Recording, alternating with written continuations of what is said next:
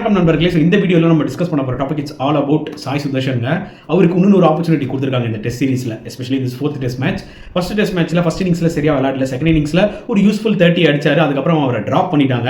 Number 3க்கு போயிட்டாரு கருண் நாயர். கருண் நாயரும் பார்த்தீங்கன்னா எல்லாமே நல்லா விளையாடுறாரு, நல்ல ஒரு ஸ்டார்ட் கொடுக்குறாரு. ஆனால் சப்ஸ்டான்ஷியலாக ஒரு பெரிய நாக்ஸ் விளையாடல, அதனால அவரை ட்ராப் பண்ணிட்டாங்க.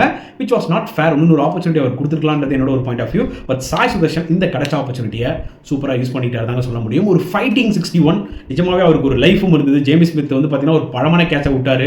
அது பிடிச்சிருந்தாருன்னா 10 ரன் என்னவோ அவுட் ஆயிருப்பார் ஆக்சுவலாக சாய் சுதர்ஷன். பட் அந்த லைஃபை யூஸ் பண்ணி ஒரு சூப்பர் 61 அடிச்சாரு. கிட்டத்தட்ட ஐ திங்க் 160-170 பால்ஸ் ஆடி இருப்பாருங்க. அந்த ஒரு டிபிக்கல் டெஸ்ட் நாக் இந்தியாவுக்கு தேவைப்பட்டுச்சு, அதை தான் ப்ரொவைட் பண்ணாரு.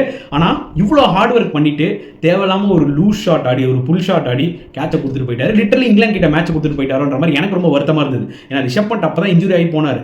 ஸோ இவர் நின்று விளையாடிக்கணும் டே ஃபுல்லாக. அதுக்கப்புறம் செகண்ட் நியூ பால் வரப்போகுது. ஸோ கொஞ்சம் இன்எக்ஸ்பீரியன்ஸ் காமிச்சிட்டாரோன்ற மாதிரி தோணுச்சு மக்களே.